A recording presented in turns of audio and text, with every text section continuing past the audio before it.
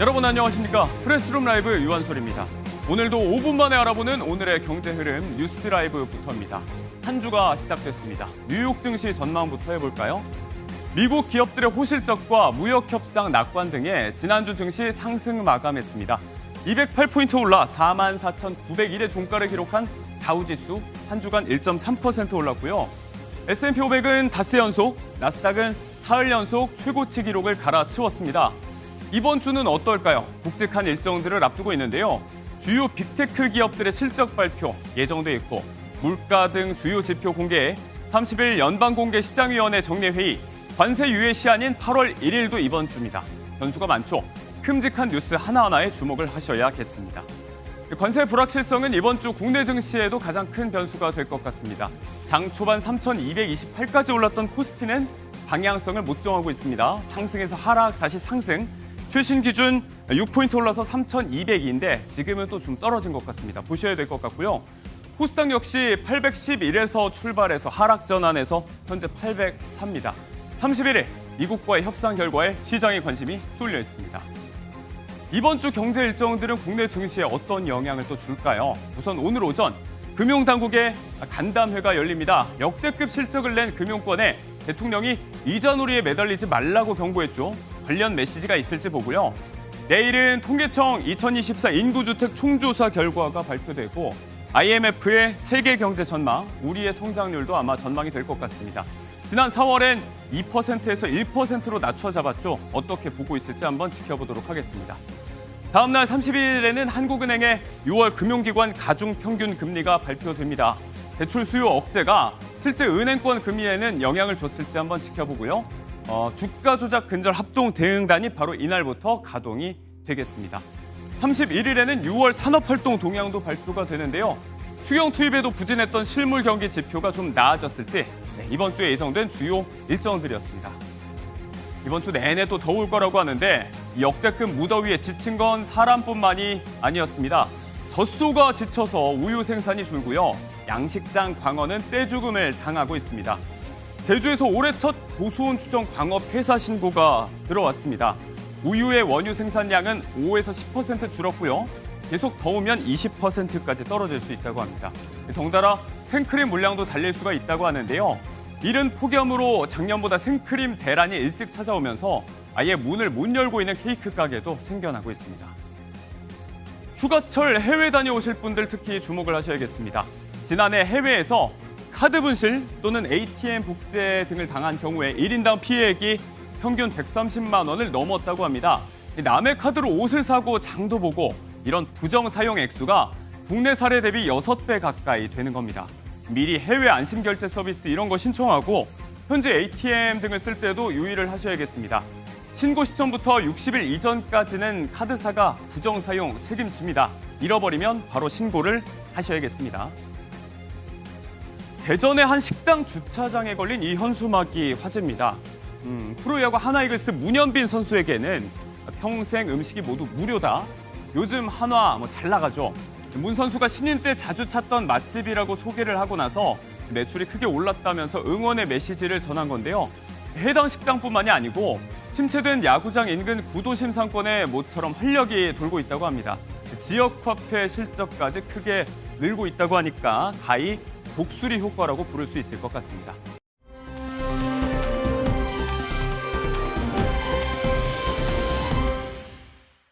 네, 이번엔 경제 라이브입니다. 여러 경제 현안에 대해서 깊지만 쉽게 전해드리도록 하겠습니다. 오늘 고란 경제 전문 기자 그리고 박수호 매경 이코노미 기자 나왔습니다. 안녕하세요. 네, 안녕하세요.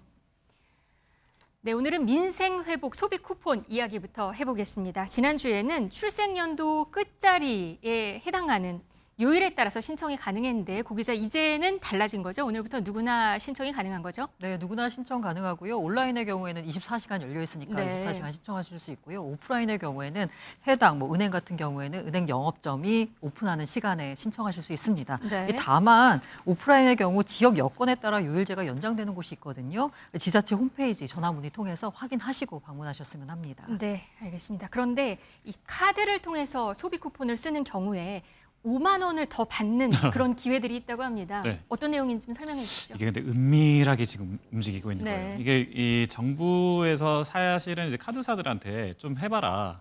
이 소비 쿠폰을 조금 더 대대적으로 좀 활성화하려면 카드사들도 조금 동참을 해야 되는 거 아니냐 이래가지고 네. 카드사들이 31억 원어치를 지금 풀었습니다. 그래서 이제 이게 많이 쓴 사람한테는 그냥 이번 달까지 8월까지인 곳도 있는데 그래서 많이 쓴 분들한테는 5만 원, 또 뭐 10,000원 이런 식으로 해서 이렇게 31억 원치를 지금 내고 있는 그 이벤트를 걸고 있는데 네. 빨리 쓸수록 좋다 이런 거죠. 그러니까 근데 이게 카드사들이 그러면 여러분 빨리 쓰세요 이렇게 말을 많이 해야 되는데 또 그러지는 않나 봅니다. 조용하게 지금 진행되는 것 같아요. 왜냐하면 이제 정부가 네. 이제 네. 수수료 인하라든지 카드사하고 항상 이제 좀 규제를 좀 많이 하는 편인데 이번에도 혹시 이제 카드사들이 너무 열심히 이제 홍보를 하게 되면 카드사만 배불리는 꼴이 아니냐 이렇게 해서 정부가 오히려 그 비판을 받을 수 있기 때문에 카드사에게 좀 마케팅 자제력 이런 이야기를 좀 많이 하고 있는데 그럼에도 불구하고 여러분들 특히 이제 신용카드나 체크카드를 통해서 민생 쿠폰을 신청하신 분은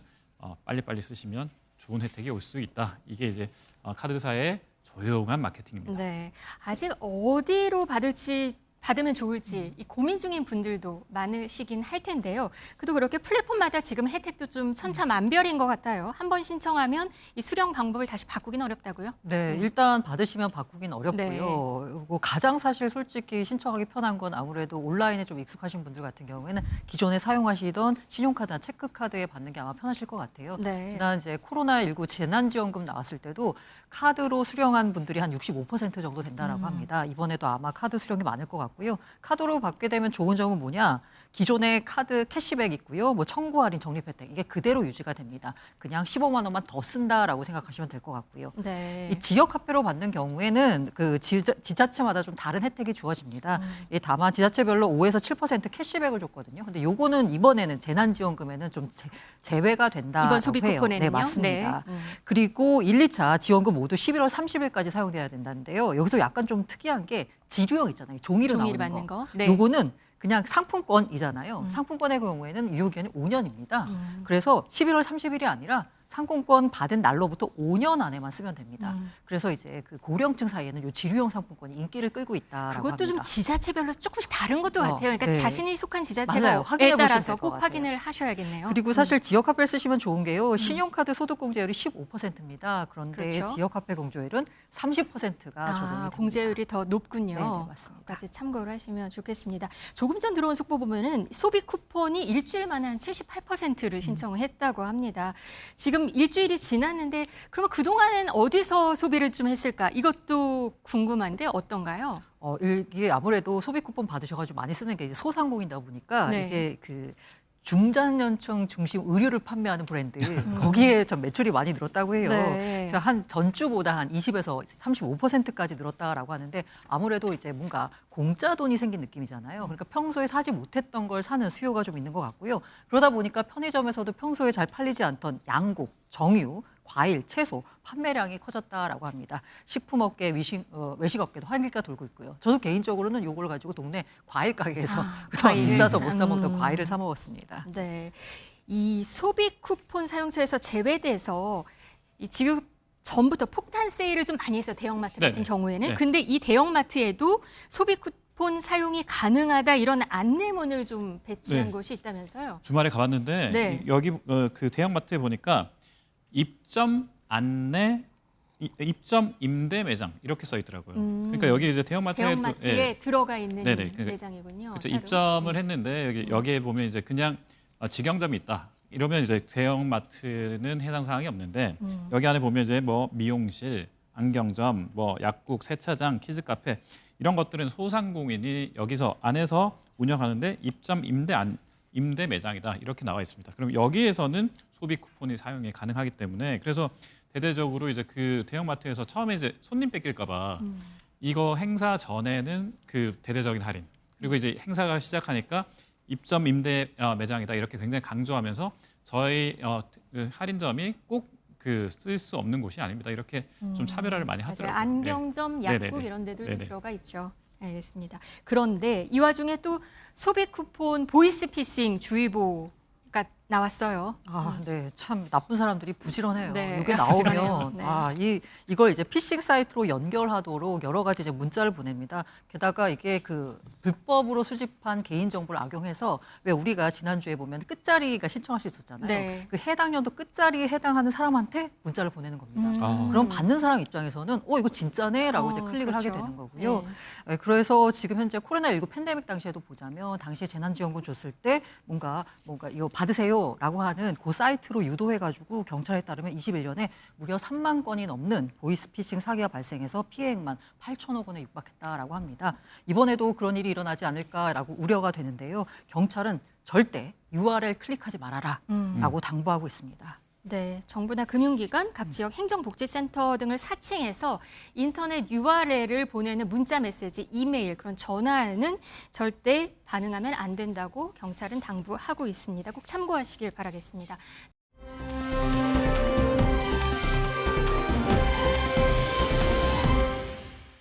미국 관세 협상 얘기입니다. 관세 협상 종료까지는 이제 나흘이 남았습니다. 그런데 오늘 새벽 들어온 소식이 있습니다. 유럽과 미국이 관세 협상에 타결했다는 소식입니다. 트럼프 대통령 목소리 듣겠습니다.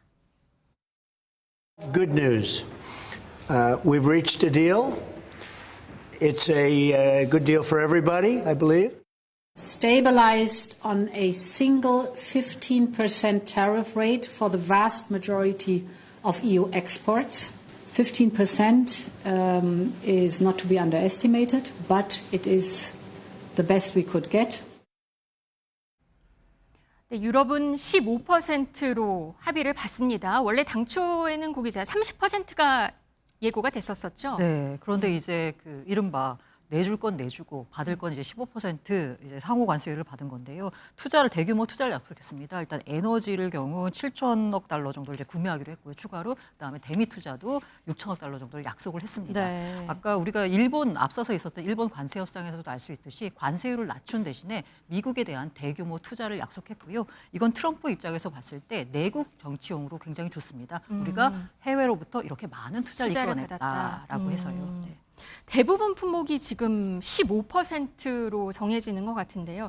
EU산 자동차에도 15%가 지금 부과가 되는 거죠? 네, 그렇습니다. 그 자동차 품목에서 원래 이제 25% 이야기가 나왔었는데 네. 기존 관세 그래서 2.5%를 더해서 27.5%를 부과한다. 이런 이야기 했다가 네. 이번 합의로 EU산 자동차에도 15% 단일 관세율이 적용되면서 관세 부담이 크게 줄어들게 됐습니다. 이거는 일본산 자동차에 대한 관세 인하율과 비슷한 수준인데요. 그래서 이제 자동차 산업에서 양측 모두 큰 이득을 얻었다. 이런 이야기를 하고 있습니다. 그렇는데 또 일부 무관세 품목도 있다면서요? 일단 반도체가 가장 큽니다. 그 반도체 같은 경우에는 무관세를 바로 시행을 했기 때문에 이건 양측이 서로 이제 굉장히 좀 전략적인 동반자 관계가 되겠구나 이걸 의미하는 것 같고요.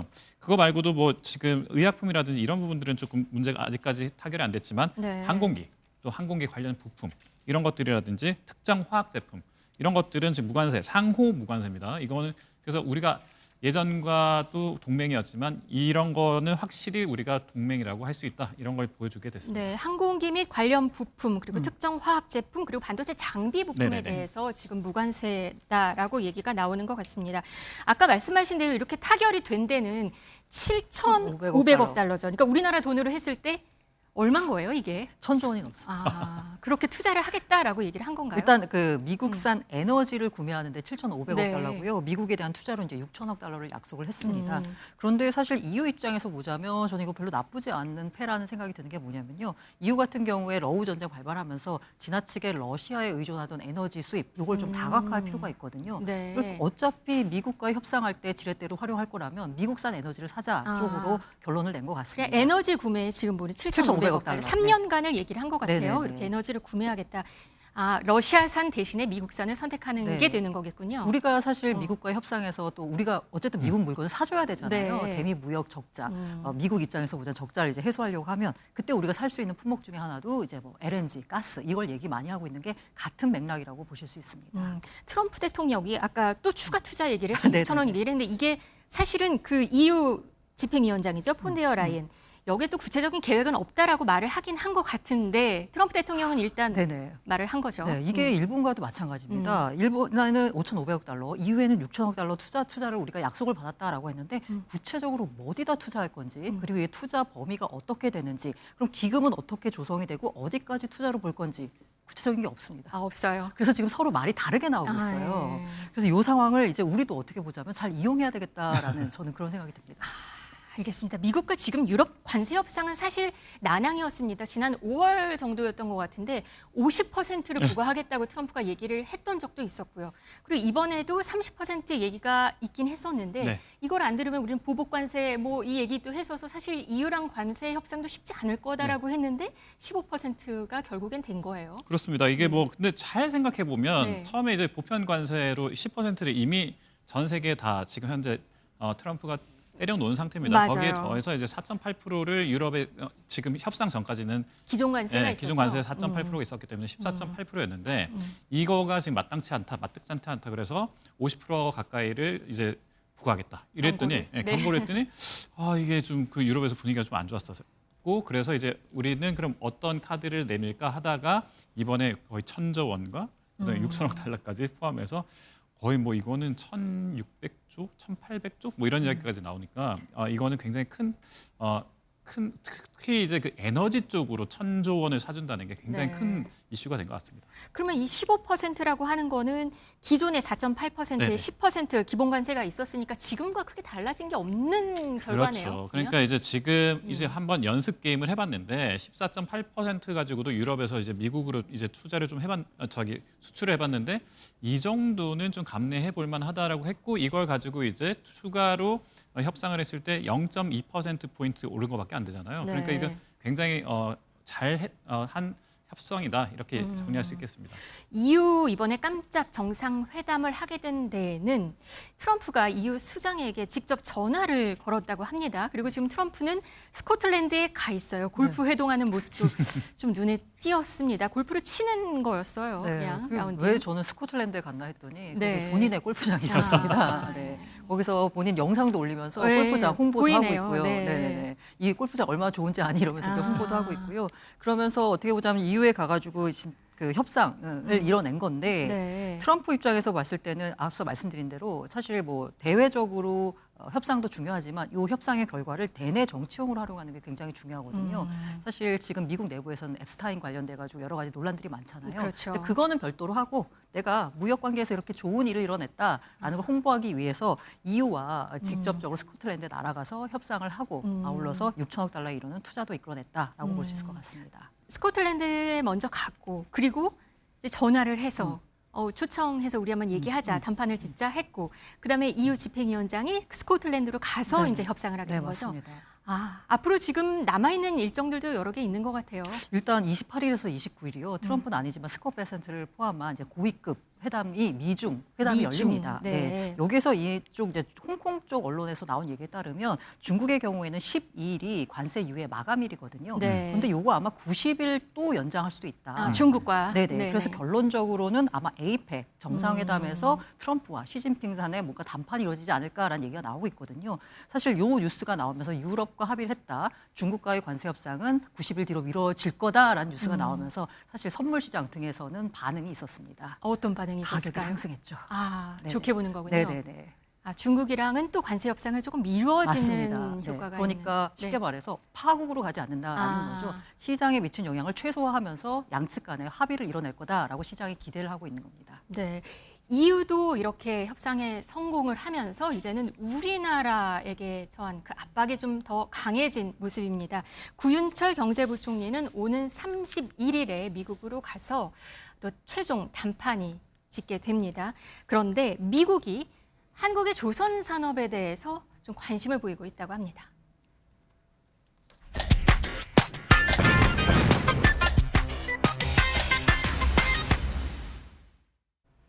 네, 구윤철 부총리 이제는 31일에 미국을 가는 네. 걸로 지금 전달이 되고 있습니다. 네네. 그 구윤철 경제부총리 겸 기재부 장관이 이제 다음 달 1일이죠. 데드라인을 하루 앞둔 31일에 미국 협상 워싱턴 DC에서 스콧 베선트 미국 재무장관과 1대1 통상 협의를 가질 예정입니다. 우리 원래 2대2였는데 그게 취소가 됐고 네네. 지금은 1대1로 하게 되는 거네요. 원래는 그 유럽 협상 전에 우리랑 원래 협상 파트너로 맞아요. 있었거든요. 근데 갑자기 이제 이거를 끊고 미국으로 자기 유럽으로 먼저 가서 그다음에 트럼프 대통령이 먼저 이야기를 하고 그다음에 이렇게 오늘 우리가 받아든 이 유럽 협상안 타결 이게 나왔으니까 그다음엔 그럼 우리는 언제 하는 거야? 이렇게 되는데 네. 그래도 31일이라도 지금 약속이 잡혔다고 하니까 한번 지켜보긴 해야 될 것 같습니다. 하루 전이에요. 마감 시한 하루 전에 만나니까 굉장히 부담스러울 것 같긴 합니다. 그런데 이번에 조선업 얘기가 조금씩 들리고 있어요.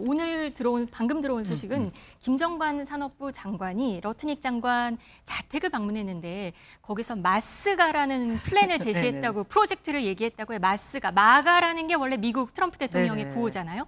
마스가는 뭔가요? 마가가 Make America Great Again이잖아요. 근데 마스가는 Make American Shipbuilding Great Again. 미국의 조선업을 다시 조선업을. 위대하게 만들겠다라는 겁니다. 제가 이 뉴스를 보면서 떠올랐던 영화가 있습니다. 혹시 뭔가요? 귀여운 여인을 보시면 리차드 기어의 직업이 뭔지 아세요? 뭐요? 사모펀드 대표였는데 당시 리차드 기어가 다뤘던 딜이 뭐냐면 조선사를 사서 그걸 쪼개서 파는 거, 그 딜을 다뤘습니다. 그게 80년대거든요. 네. 그랬던 얘기는 뭐냐? 미국의 조선업이 한창 잘 나가다가 일본의 기술력에 밀린 거죠. 뒤집었죠. 그다음에 조선업의 기술력은 일본으로 왔다가 그다음에 우리나라로 온 거고요. 지금 현재 우리나라 조선업이 갖고 있는 기술력은 세계 최고 수준이라고 최고 볼 수 있고요. 수준이고 미국의 조선 산업은 망했죠.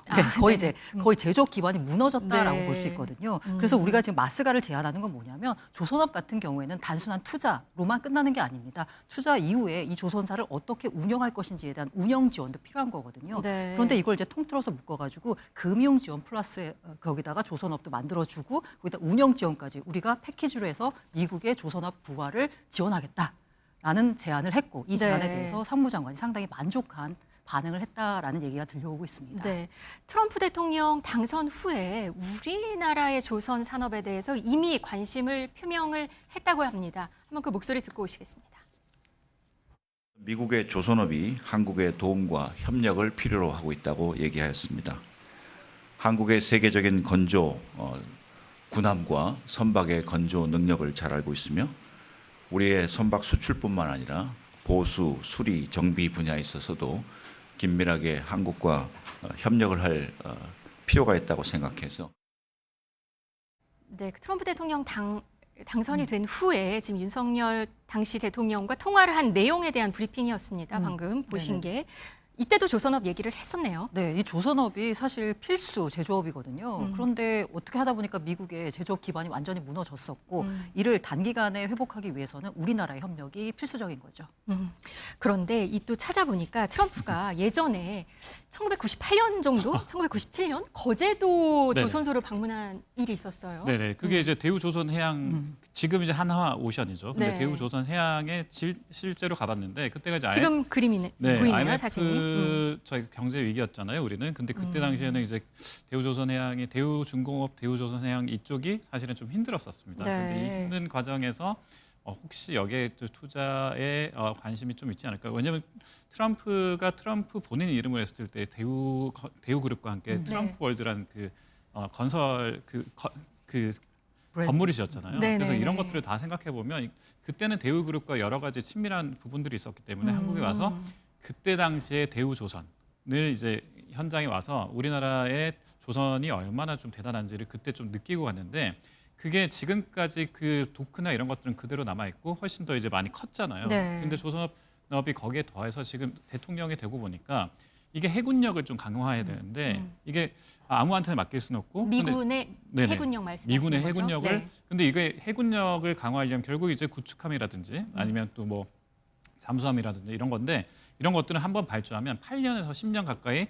계속해서 조금씩 이렇게 바꿔야 되는 거예요. 네. 그러면 이런 걸 바꾸는 거를 해줄 수 있는 나라가 몇 개 안 됩니다. 근데 그래서 그런 나라가 이제 한국이다라고 해서 그게 트럼프 대통령이 후보 시절부터 사실은 한국의 조선업과 관련해서는 우리가 협력할 게 되게 많다 이런 이야기를 했기 때문에 이게 이제 여기까지 이어온 것 같습니다. 아까 사진 보니까 트럼프 주니어도 같이 보였던 것 같아요. 옆에 네네. 트럼프 대통령 옆에 다 같이 와서 그때도 이렇게 관심을 표명했었던 거네요. 지금 뭐 트럼프 일가가 거의 패밀리 비즈니스를 하고 있어가지고 같이 다니는 것 같고요. 그리고 이 가을에 트럼프 차남이 또 한국을 방문하기도 합니다. 네. 그러니까 크립토 행사가 있거든요. 아, 이번에요? 네네네네. 또 지켜봐야겠네요. 네, 그렇습니다. 그런데 일본은 지금 5,500억 달러, 그러니까 우리 돈으로 760조 원, 그리고 유럽연합도 1,000조 원 플러스 알파. 결국 우리나라의 이 부담은 상당할 것 같습니다. 그래서 좀 걱정입니다. 사실 우리가 제시한 거는 1,000억 달러 규모거든요. 네. 그런데 이 러튼 상무장관이 제안한 게 4천억 달러쯤 해야 되지 않겠니라고 했고요. 그리고 GDP 전체 규모로 봤을 때 우리가 일본의 한 3분의 1 정도 된다라고 합니다. 그럼 일본이 5,500억이니까 우리도 가서. 약간 그렇게 해야 되는 얘기가 나오고 있는데 그래서 우리가 지금 지렛대로 활용하는 게 조선업 패키지 딜 아까 말한 마스카 프로젝트 같은 거고요. 네. 근데 지금 현재 유럽도 15% 관세를 얻어냈잖아요. 자동차에 대해서. 일본도 15%입니다. 그럼 우리가 대미 수출에서 자동차가 차지하는 비중이 거의 절반이거든요. 그죠. 그럼 여기서 만약에 우리만 25%가 된다라고 하면 우리 자동차 산업은 그야말로 그리고 자동차 산업 같은 경우에 고용 유발 효과가 상당히 큰 산업이잖아요. 네. 이 때문에 우리도 뭔가 좀 좋은 숫자를 받아내야 되는데 저는 다만 8월 1일이라는 그 너무 숫자에 얽매이지 않았으면 좋겠어요. 날짜에. 1일이 지나고 나서 관세가 부과될 수 있지만 이후에 추가 협상을 통해서 낮춰질 수도 있거든요. 근데 지금 이제 앞서 말씀드린 2+2 회의를 25일에 예정됐던 걸 취소한 것도 어떻게 보면 미국의 미국 측이니까. 압박 작업이라고 생각을 합니다. 네. 너무 휘둘리지 말고 분위기에 잘 협상을 이뤄냈으면 하는 바람입니다. 만약에 8월 1일에 합의를 못한다면 지금 우리나라 어떤 일이 벌어지는 건가요? 물론 조금 연장하고 다시 또 협상을 할 수는 있겠지만. 일단 당장은 25%를 우리가 먼저 상호 관세에서 일단 한국산 수입품에 대해서는 25%를 부과할 수밖에 없습니다. 네. 그러면 이게 이렇게 됐을 경우에는 뭐 당장 타격을 입을 수 있는 것들은 뭐 자동차 이런 것들은 너무 크지만 그거 외에도 5대 저희 수출 품목이 다 타격을 받을 수 있기 때문에 굉장히 위험하고요. 그나마 여기에 이제 K뷰티 같은 경우는 조금 낫지 않냐 이런 이야기를 하고 있는데 단가가 좀 싸니까 여기에서 25% 올려봐야 좀 그래도 우리 거 쓰겠다 이러겠지만 이거는 수출에 그 물량이 많지 않기 때문에 결과적으로 이제 가장 큰 자동차가 가장 큰 타격을 받을 수 있다. 이거 굉장히 우려되는 부분입니다. 지금 시장 개방 얘기도 나와요. 좀 우려스럽지만 농산물, 소고기 뭐 그 얘기도 그 지금 부분이 나오거든요. 네, 사실 앞서 말씀드린 대로 트럼프는 내국 정치용으로 이걸 활용하고 있습니다. 그래서 내가 이렇게 많은 투자를 이끌어냈어. 거기에 더해가지고 그 중부 쪽 어떻게 보자면 스윙 스테이트 쪽을 공략하는 방법 중에 하나가 농산물 시장 개방입니다. 네. 그래서 제가 트럼프의 트루스 소셜을 팔로잉했더니요. 그 어제 나온 것 중에 하나가 트럼프가 올린 게 야 드디어 호주가 미국산 소고기 수입을 개방했어라고. 아, 관심이 여전히 이게 높은 뭐냐면 소고기에 사실 대한 호주가 수입하는 미국산 소고기가 얼마나 되겠어요. 아, 근데 그게 네. 중요한 게 아닙니다. 미국 내 유권자들한테 내가 이렇게 농산물 시장 개방, 각국의 개방을 위해서 노력했다라는 게 중요하거든요. 그래서 아마 그런 트로피적인 성격으로 우리의 농산물 시장 개방을 요구할 가능성이 상당히 큽니다.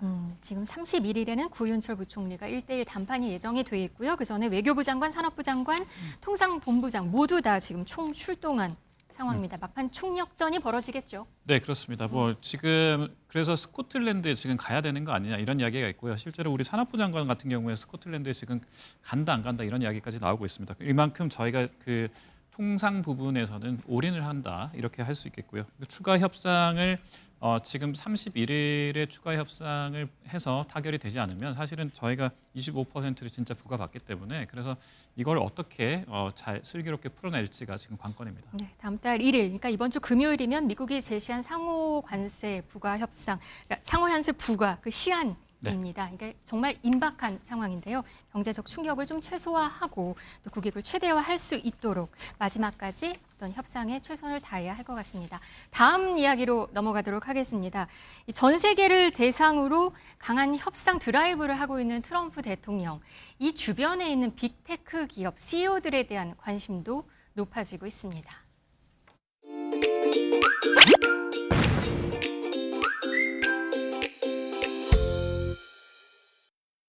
네, 트럼프 취임 지금 6개월이 됐습니다. 그랬더니 6개월밖에 안 됐네요. 네. 한 언론사, 미국의 한 언론사가 네네. 여기에 대해서 빅테크 CEO들의 입지를 조사했다고 해요. 네. 상승, 뭐 하락, 중립, 뭐 좀 바뀐 게 있었나 보죠? 사실 제일 약간 좀 의외였던 건 뭐냐면 트럼프가 제일 뭔가 머스크가 제일 수혜를 볼 거라고 생각을 했잖아요. 네. 그런데 오히려 이게 이제 업 다운, 중립 이렇게 이제 세 가지로 나눴는데 카테고리로 보이네요. 상승, 네. 젠슨왕, 샘 올트먼. 맞아요. 네. 오히려 머스크는 하락이네요. 네 맞습니다. 팀쿡, 애플인가요? 네, 애플이죠. 애플 같은 경우에도 지금 관세에 가장 시달리고 있는 나라니까. 네. 젠슨왕 같은 경우에는 사실 초기에는 조금 우려가 많았습니다. 왜냐하면 트럼프가 제일 경계하는 게 뭐냐면 중국의 부상이거든요. 특히나 테크 쪽에서 중국의 부상을 막으려면 반도체 칩, 고성능 반도체 칩에 대한 수출 통제가 굉장히 중요하고요. 네. 근데 엔비디아 같은 경우에 중국으로의 반도체 수출이 많잖아요. 그렇기 때문에 상당히 걱정을 했었는데 이게 분위기가 약 5월부터 좀 바뀌기 시작합니다. 사우디에 가가지고 그 행사가 하나 열렸는데 거기서 내 친구라면서 젠슨왕을 가리켜서 얘기했어요. 그러면서 그 반도체 칩 투자, 어마어마한 투자를 이제 약속을 받았고요. 그리고 가장 최근에 H20이라는 중국 내 반도체 수출 칩이 있거든요. 이거 불허가 됐다가 다시 수출이 허용되는 그 성과를 젠슨황 CEO가 얻어냈다라고 볼 수 있습니다. 그래서 이 젠슨왕 같은 경우는 지금 보니까 취임식에 참석하지 않았었잖아요. 네. 그래서 취임식에 안 가는 거냐, 초대를 못 받은 거냐, 뭐 이런 얘기도 말도 많았었던 것 같아요. 거기에 더 이제 좀 화제가 된 거는 젠슨왕이 그때 그럼 어디 있었냐인데 이때 베이징에 있었습니다. 그러니까 중국 베이징에 있었는데 이게 물론 젠슨왕 입장에서는 베이징도 굉장히 중요한 그 시장이긴 하지만 그래도 미국 대통령이 지금 취임하는데 베이징에서 한가하게 있을 춘제나 지금 즐기고 있을 거냐 이런 이야기들이 참 많았는데 네. 이때만 해도 그래서 엔비디아 조금 위험한 거 아니야? 위험하다. 네, 이런 이야기는 사실 네. 좋았던 건 맞습니다. 그런데 지금 분위기는 좀 많이 달라진 것 같아요. 최근에는 뭐 여러 가지 얘기가 있는데 정말 훌륭한 일을 했다라고 칭찬도 했다면서요. 네, 맞습니다. 그 워싱턴 23일 날 AI 경쟁 승리 서밋 행사에 있는데 여기 네. 연설에서 사실 초반엔 제가 아까 조금 약간 좀 안 좋은 상황이라고 했잖아요. 네. 거기서 무슨 트럼프가 무슨 얘기를 했냐면 나는 엔비디아를 분할하겠다고 말했는데 참모들로부터 그건 매우 어렵다는 얘기를 들었고 엔비디아는 경쟁사들이 극복하는 수년이 걸릴 만큼 압도적인 우위를 점하고 있다. 그래서 이 엔비디아에 대한 칭찬을 했습니다. 엔비디아의 원래는 압도적인. 분할을 하려고 했군요. 네, 맞아요. 그 정도로 엔비디아에 대해서 경계를 했구나. 경계를 했는데 네. 지금은 엔비디아 칭찬 일색이고요. 미국 투자와 관련돼 가지고 정말 훌륭한 일을 했다라고 말을 했습니다. 왜냐하면 AI 관련된 투자를 이끌어낼 때 미국의 투자를 이끌어낼 때 그 지렛대로 삼는 게 바로 엔비디아거든요. 엔비디아의 기술력을 너희들이 받고 싶으면 미국에 투자해라라는 거고요. 이를 통해 가지고 사실 앞서 말씀드린 대로 H20 이게 중국에 판매하는 엔비디아의 칩이었는데 네. 이게 금지돼 있었습니다. 맞아요. 근데 재개됐죠. 맞습니다. 그러면서 엔비디아 주가가 사상 최고가를 경신하기도 했죠. 그래요. 중국이라면 지금 트럼프 대통령은 굉장히 조금 네네. 많이 하는데 이 엔비디아 젠슨왕 행보를 보면 이걸 어떻게 해석을 해야 되나 이런 생각이 들었거든요. 네, 대단합니다. 사실 그 굉장히 뚝심 있게 아까 말씀드린 대로 뭐 연설 처음 취임식에 참석 안 하면서 상당한 위기감이 좀 느껴졌었거든요. 네. 그리고 실제로 해서 주가가 급락하기도 했었고요. 그런데 다시 H20 대중국 판매를 이끌어낼 정도로 젠슨왕의 리더십이 돋보인다라고 볼 수 있습니다. 입지가 상승한 또 한 명의 CEO가 있었는데요. 아까 보신 거 오픈 AI의 샘 올트먼 왜인가요? 뭐 일단 반도체 굴기에 이어서 그 AI의 굴기를 일으킬 수 있는 유일한 CEO다. 뭐 이런 이야기를 해서 극찬을 좀 했거든요. 네. 그래서 여기 보면 이제 샘 올트만은 심지어 또 취임식에 참석도 했습니다. 그러니까 이렇게 백악관에도 불려갔는데 여기에 더해서 이제 그 전국 아니고 이제 전 세계에 이제 어떻게 보면 구독을 받는 서비스를 성공시키는 사람이기 때문에 그래서 일단 트럼프는 남의 나라에서 돈 받아오는 거 좋아하잖아요. 좋아하죠, 네, 지금. 그래서 그런 면에서 봤을 때 AI의 표준을 만들었다. 그래서 굉장히 칭찬을 많이 했습니다. 이 샘 올트먼 평소 운동화를 신고 다녔었는데 요즘엔 가죽 구두를 신고 나타나면서 계속 그 시선이 좀 거기에 쏠리는 것 같아요. 네, 이게 사실 CEO의 패션도 하나의 기업 이미지, 브랜드 네. 이미지를 만드는 데 기여를 하고 있잖아요. 그래서 아마도 이 갈색 가죽 구두를 연달아 신으면서 오픈 AI 이미지를 만드는 거 아닌가라는 생각이 듭니다. 실제로 바지와 어울리지 않는데도 갈색 구두를 신는 경우가 좀 보이네요. 있거든요. 저 갈색 구두인가요? 네, 맞아요. 좀 안 어울리는데도 아. 불구하고 신고 나오면서 오픈 AI 하면 갈색 가죽 구두라는 이미지를 각인시키는 것 같습니다. 항상 갈색 구두만 신는 건가요? 구두의 문제, 운동화와 구두의 문제가 아니고 네, 같은 이게 거? 약간 외부로 나타나는 행사에서는 갈색 구두 신으면서 이미지를 표현하는 거죠. 알겠습니다. 6개월 전에 열렸던 트럼프 취임식에는 여러 CEO들이 참석을 했습니다. 아까 머스크, 애플, 구글, 아마존, 빅테크 기업들 수장들이 그때 당시에 총 출동을 했었죠. 네, 그렇습니다. 뭐 마크 저크버그 메타 CEO, 팀쿡 애플 CEO, 제프 베이조스, 아마존 창립자, 순다이 파차이, 구글 모회사인 그 알파벳 CEO 등이 모두 참석을 했습니다. 이런 네. 것들을 보면 트럼프 대통령의 이 취임이 사실은 그 기업인들에게 얼마나 의미가 있는지를 보여주는 그런 행사입니다. 기부받은 돈도 상당하던데요. 아, 이게 돈을 저희가 좀 찾아봤는데 2억 3,900만 달러. 이게 이제 그 우리나라 취임식에서 기부받은 돈인데 이게 오바마랑 그 바이든 전 대통령이 세 차례에 걸친 취임식에서 받은 기부금보다 훨씬 많은 액수입니다. 이게 엄청난 거죠. 그래서 100만 달러 이상 거액 기부자가 모금액의 60%를 차지했다. 이것도 정말 기록입니다. 알겠습니다. 오늘 미국의 관세 협상부터 트럼프 주변 CEO 얘기까지 한번 나눠봤습니다. 고란 기자, 박수호 기자였습니다. 감사합니다. 네, 고맙습니다.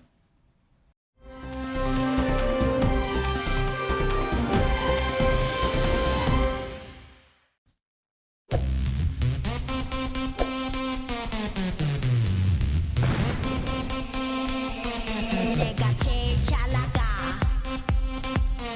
내가 제일 잘 나가 내가 제일 잘 나가 내가 제일 잘 나가 제일 잘 나가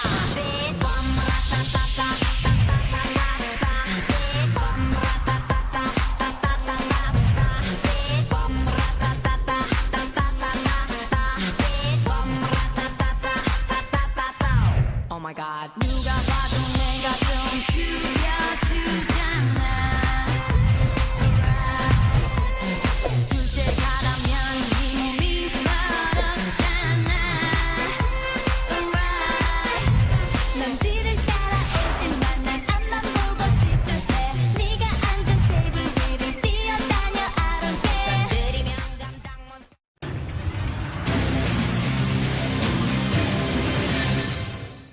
뭐 하고 살지 뭐 먹고 살지 고민을 해보는 시간입니다. 유한솔의 오늘 뭐 사니로 이어지는데요. 보기만 해도 삶이 나아지는 생활 속 경제 이야기 또 쉽게 풀어보겠습니다. 자, 1타 수강생 박진아 아나운서 또 제 옆에 나와 있고요. 오늘 모실 분 소개 부탁드릴게요. 네, 오늘 모실 분 소개해드리도록 하겠습니다. 금융투자와 경제에 대해서 알기 쉽게 설명해 주실 전문가 모셨습니다. 차영주 IS 경제연구소 소장님 나와주셨습니다. 어서 오세요. 안녕하십니까? 어서 오세요. 네, 소장님 모시고 오늘은 먹는 거 좀 얘기를 해보려고 합니다. 해외에서 난리난 K푸드 이야기, 오늘의 화두 단연 이겁니다.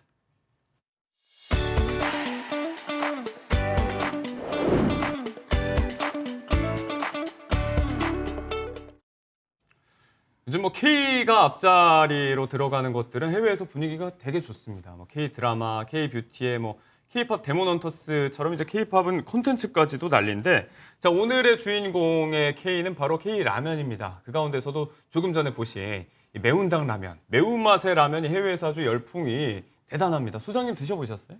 예, 그렇습니다. 우리가 이제 라면이 무서운 게 그거죠. 아는 맛이 무서운 거죠.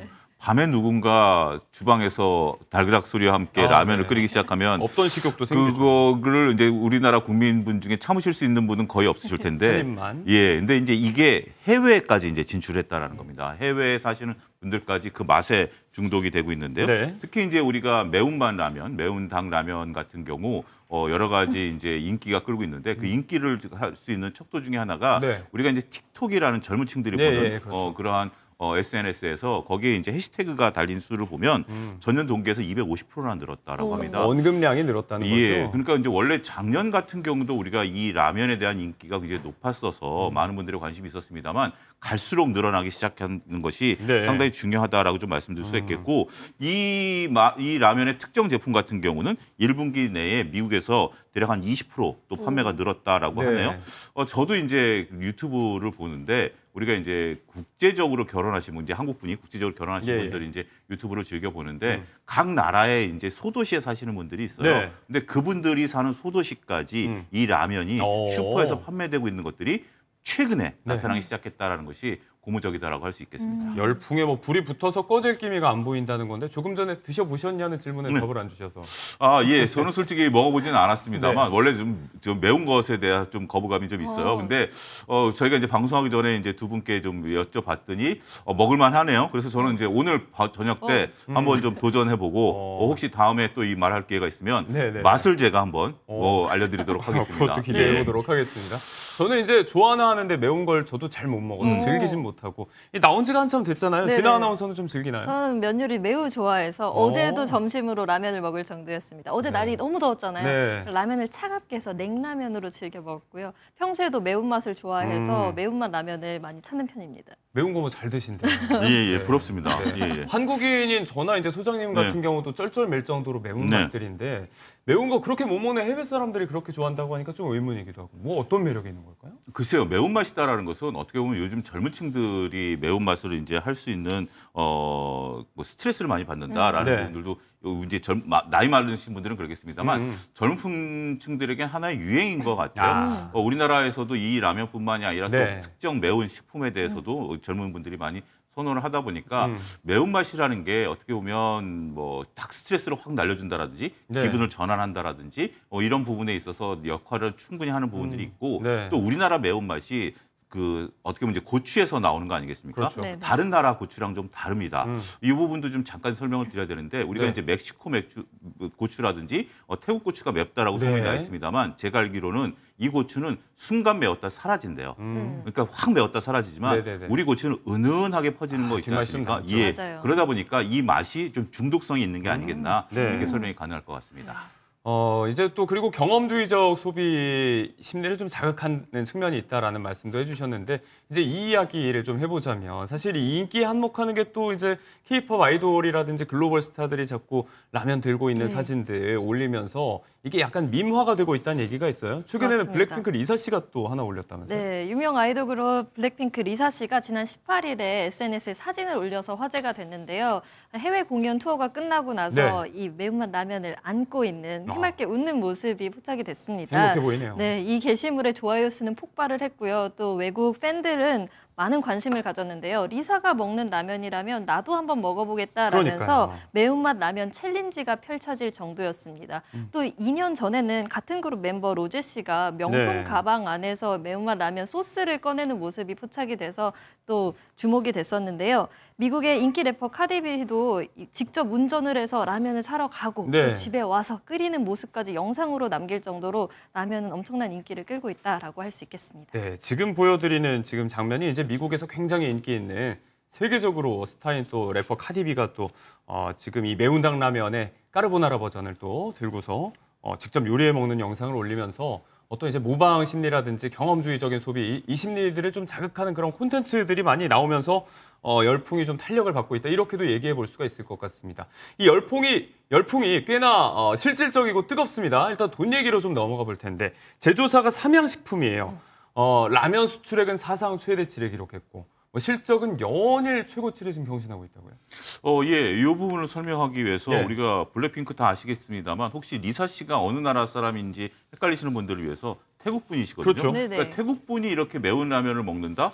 이런 정도의 이제 챌린지이기 때문에 네. 이런 것이 결국 수출로 드러났다라고 설명을 좀 드릴 수가 있겠죠. 네. 우리가 이제 최근에 3년 동안 수출액을 놓고 보면 6천억에서 8천억 그리고 최근에 2024년에 1조 3천억까지 수출액이 늘었습니다. 그러다 보니까 삼양식품의 이제 3년간의 매출액을 보면 2020년에 9,900억에서 최근에 네. 1조 7,200억까지 매출이 급증하는 모습들이 나타나고 있고 우리가 매출이 늘어나고 있는 가운데 수출 비중이 77%에서 80%대까지 오히려 더 증가하면서 예. 매출이 늘어나는 부분들의 상당 부분을 수출이 차지하고 있다라고 좀 말씀드릴 수가 있겠습니다.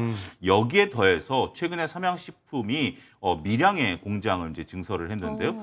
증권가 리포트를 보면 이거 가지고도 부족하다. 그런데 전체 글로벌 수요의 40% 정도밖에 충족을 못 시킨다라는 정도니까 네. 현재 지금 삼양식품은 특히 이 라면에 대해서는 물건을 만들어내기가 무섭게 판매가 되고 있다라고 말씀드릴 수 있겠죠. 예. 그러다 보니까 전체 영업이익이 1분기만 하더라도 벌써 67%나 전년 동기에 비해서 증가하면서 1,300억의 이익을 냈다라는 측면에 있어서 보면 네. 우리가 이 기업에 대한 매출과 영업이익에 대한 관심 충분히 가질 필요가 있지 않겠는가 말씀드릴 수 있겠습니다. 네. 상황이 이렇다 보니까 이제 우리 수출 효자 품목인 반도체에 빗대서 붉은 반도체 이런 얘기도 네. 하고 이게 그대로 또 주가로 이어지고 있기 때문에 엔비디아에 빗대서 면비디아 이런 얘기도 나오고 있습니다. 네. 자, 주가 얘기로 바로 한번 넘어가 볼게요. 그러면 이제 실제로 지금 삼양식품 주가가 최근 몇 년 동안 정말 가파르게 네. 올랐는데 이미 뭐 100만 원을 넘어섰다고 하고요. 지금 얼마 정도 하나요? 어제 그러니까 지난 금요일 종가가 133만 8천 원이었습니다. 133만 원. 8천 원인데 네. 지금 이제 들어오기 전에 저도 확인해 보니까 거의 그 부근에서 왔다 갔다 하고 있는 그런 부분들이에요. 우리가 이제 면비디아라든지 이 붉은 반도체 이렇게 얘기를 하는데 브랜드 가치를 따지면 기아랑 거의 브랜드 가치가 비슷합니다. 이건 뭐 조사 기관에 따라 좀 다르긴 합니다만 네. 국내에서 한 기관이 발표한 거 보면 이 삼성전자의 한 10분의 1 정도의 가치가 있다라고 좀 평가를 좀 받고 있네요. 그러다 보니까 지난 5월 초에 불과 100만 원을 네. 이었습니다. 지금 100만 원이 불과라는 단어가 들어가네요. 그런데 한 달 만에 30%가 올라간 가격이 그러니까요. 형성이 됐고요. 제가 말씀드렸던 밀양공장 얘기가 나왔던 것이 작년 가을이거든요. 작년 가을에 80만 원대였던 주가가 네. 100만 원을 돌파하는 데는 긴 시간이 걸렸습니다만 100만 원에서 130만 원까지 올라가는 데는 불과 한두 달밖에 안 걸렸다. 네. 이렇게 말씀드릴 수 있겠습니다. 이게 뭐 주가 뉴스 찾아보다 보면 2023년 한때는 11만 원 이렇게 네, 기록한 네, 네. 적도 있었는데 네. 이걸 또 비교해 보면 이제 그때부터 계속 장기 투자했던 분들은 어떻게 됐을까 이런 생각도 하게 되고 뭐 식품업계 대장주 자리를 공고하게 하고 있습니다. 네, 진짜 1년 전만 해도 40만 원 초반 그렇죠. 이때였는데 진짜 이게 가파르게 올라가더라고요. 네. 지금 말씀해 주신 대로 오전 8시 기준으로 134만 원이더라고요. 네.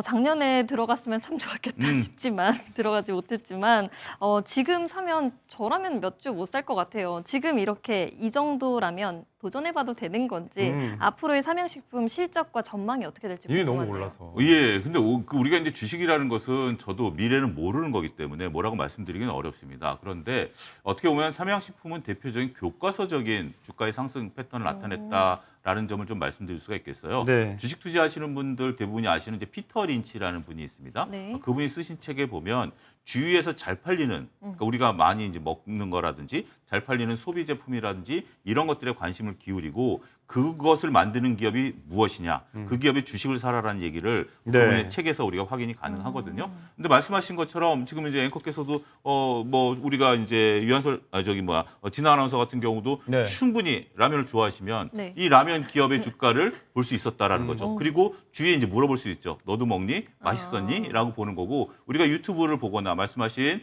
가수들을 보면 이런 것들이 나온다라면 주가가 올라갈 수 있겠구나라고 미뤄 짐작할 수 있겠죠. 자, 과거 얘기를 하자라는 거 아닙니다. 네. 지금부터 이제 앞으로 어떻게 들어가느냐라는 부분들인데 네. 여기에는 약간의 기술적인 방법이 필요합니다. 어떤 방법이냐면 현재 주가가 우상향하고 있고 더군다나 말씀드린 것처럼 밀양 공장의 그 모멘텀이라든지 네. 다양한 모멘텀이 살아있는 건 사실이에요. 따라서 올라갈 가능성이 있습니다만 우리가 이제 두려워하는 건 그거죠. 언제 꺾일지 모른다라는 거. 그렇기 때문에 어느 정도까지는 하락을 하면 내가 손절매를 할 것이다라는 테크니컬한 부분들을 네. 각오하고 들어가는 방법. 그러면 이거를 나는 손절매 못한다라는 분들은 조금 그렇긴 하겠습니다만 손절매를 가능하신 분들은 저는 좋은 주식은 언제든지 들어가도 상관없다.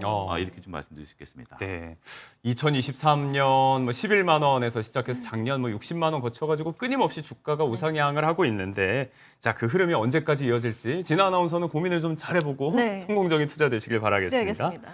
자, 주식 이야기를 좀 해봤고 이분도 덩달아 주목을 받고 있습니다. 이제 삼양식품의 초대 창업주의 며느리로 알려져 있죠. 김정수 부회장이 또 이 매운당 라면을 탄생시킨 장본인으로 알려져 있습니다.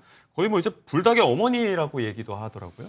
예, 이분 같은 경우, 그러니까 이제 불닭 원래 이제 그 창업주의 며느리인데요. 예. 삼양식품의 창업주 이제 며느리이신데 이분이 이제 98년에 경영에 이제 참여하라라는 어떻게 보면 시아버지의 권유에 따라서 이제 경영에 참여를 했다라는 거죠. 예. 근데 이분 같은 경우 경영과 전혀 상관없는 길을 걷고 그러니까요. 오셨어요.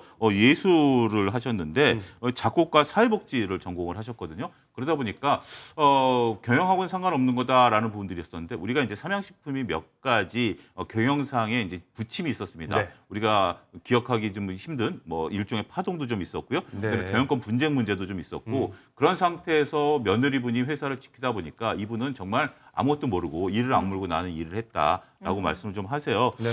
그래서 스트레스를 좀 받으셨을까요? 그래서 매운맛을 좋아하셨을지도 모르겠다라는 좀 이렇게 지금은 좀 농담을 할 수 있는 네네네. 그런 편안한 회사 상태가 좀 만들었다라는 거고 그런데 이제 아무래도 예술을 하시다 보니까 네. 감각이 좀 있으셨어요. 그래서 포장지 같은 경우도 직접 디자인을 네. 하시고 네. 그다음에 새로운 라면을 개발할 때 전국의 유명한 맛집도 탐방을 하시면서 이런 것들을 좀 만들어냈다라고 말씀드릴 수 있겠습니다. 네. 그런데 서두에도 말씀드렸다시피 제가 매운 것을 잘 못 먹는데 네네네. 이분도 매운 걸 잘 못 드시네요. 네. 그렇다고 하더라고요. 예, 그럼에도 불구하고 매운 우리 라면을 이제 만들어내셨는데 이게 이제 어느 정도 맵냐라고 보면 스코빌 지수라는 게 있습니다. 네. 네. 스코빌 지수가 우리가 얘기하는 매운닭 라면 같은 경우 4,404 SHU인데 이게 어느 정도냐면 청양고추가 시작점이 4,000이에요. 그러니까 청양고추가 가장 안 매운 정도의 매운 거고 청양고추가 그래요? 4,000에서 10,000 정도가 되고요. 앞서 말씀드렸던 우리가 이제 타이고추 같은 경우 네, 외국 5만에서 100이에요. 확 뛰네요. 이게 확 뛰는다라는 거죠. 우리가 청양고추가 10,000인데 기네스 기록은 얼마인지 혹시 궁금하지 않으십니까? 오. 말씀해 주세요. 궁금해요. 몰라요. 260만입니다. 260만. 이거는 뭐 거의 치사량 정도인데 어쨌든 청양고추가 맵기 시작하는 정도의 매운맛이 네. 소비자들의 입맛을 사로잡는 아이러니의 그 기점까지 정확히 이분이 찾아내셨다. 이렇게 말씀드릴 수 있겠습니다. 앞서 말씀하신 이제 뭐 우지 파동 이런 것도 많은 분들이 예. 기억하실 거예요. 여기 IMF라는 그런 위기의 또 경영 전선에 뛰어들면서 지금의 성공 신화를 일구기까지 지금 김정수 부회장이 주목을 받고 있는데 앞서도 우리가 얘기했지만 한국인들도 잘 못 먹는 이런 매운 음식. 네. 그러니까 당시에도 이제 출시한다고 했을 때 산에서 많이들 말렸다고 하더라고요. 그렇죠. 이거 나가면 안 될 것 같다고 그대로 뚝심 있게 지금 밀어붙인 거잖아요. 그렇습니다. 어떤 뭐 안목이나 해안이 있었다고 봐야 될까요? 우리가 이제 경쟁사 라면에 이제 농심 라면을 보면 우리가 거기에 이제 매울 신자를 쓰지 않습니까? 네. 네. 그게 굉장히 인기가 있었었죠. 요 라면이 나오기 이전까지만 하더라도 원래 이제 우리가 처음 하면 삼양 라면이 출시했다가 네. 이제 농심에서 나온 매울 신자를 쓰는 라면이 네네. 또 시장을 장악했었는데 음. 그 매운맛에 아마 주목하신 것 같아요. 네. 그거보다 조금 더 맵게 하는 거고 그러다 보니 원래 이제 그 전에 그 농심에서 2배짜리 매운 라면을 했는데 그것도 네. 좀 인기 있었던 기억이 납니다. 그래서 아무래도 새로운 맛에 대한 도전을 한다라는 것은 쉽지는 않죠. 네. 더군다나 이제 라면이라는 것은 0.001g만 하더라도 이 소비자들의 선호가 확 바뀌는 부분들인데 아무래도 그러니까 어떻게 보면 경영을 모르셨었기 때문에 이런 뚝심이 생기지 않았을까라는 부분도 저는 좀 말씀드리고 싶습니다. 네. 앞서 이제 경쟁사 농심 이야기도 해주셨지만 네. 국내 라면 시장의 부동의 1위잖아요. 그렇습니다. 지금 업계 2위인 삼양이 이렇게 해외 실적을 중심으로 승승장구하고 있는데 여기에 대해서 좀 절치부심하고 역시 해외 공략 쪽으로 승부수를 던지고 있는 것 같습니다.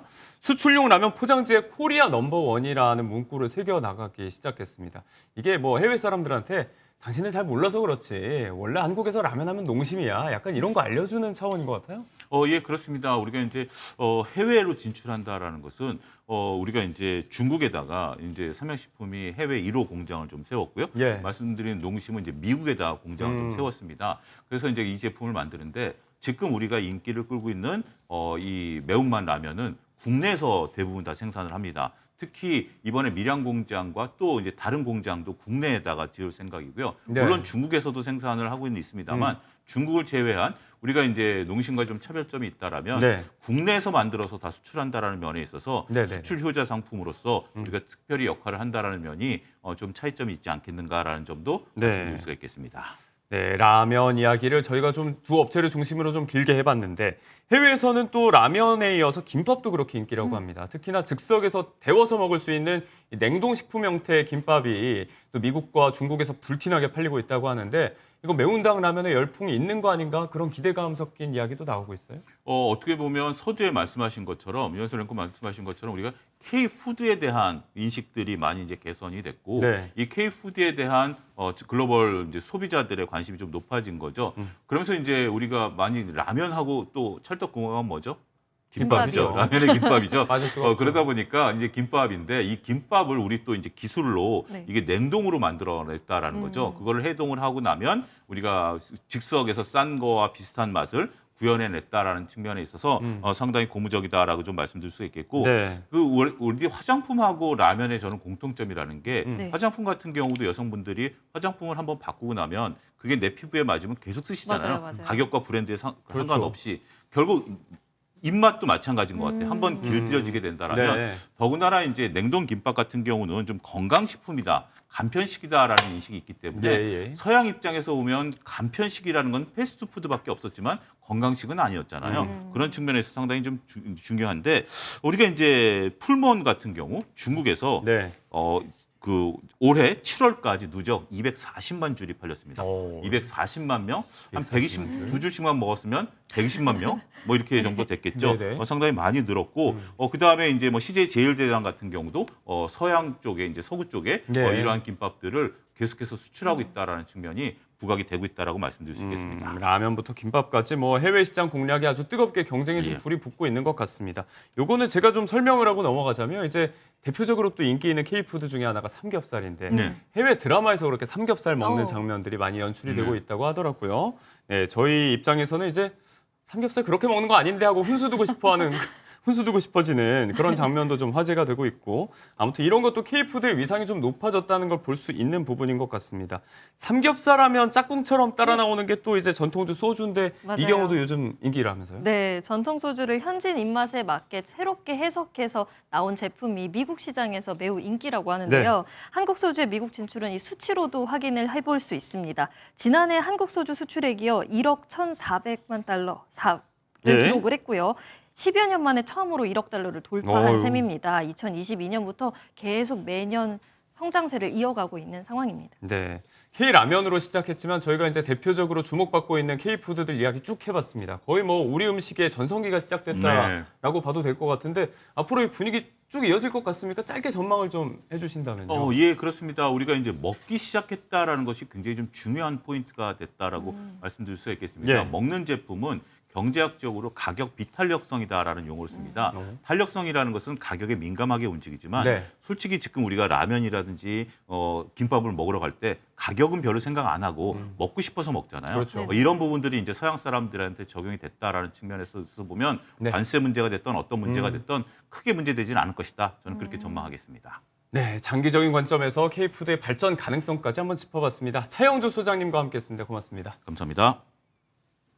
네, 저희는 60초 후에 돌아오겠습니다.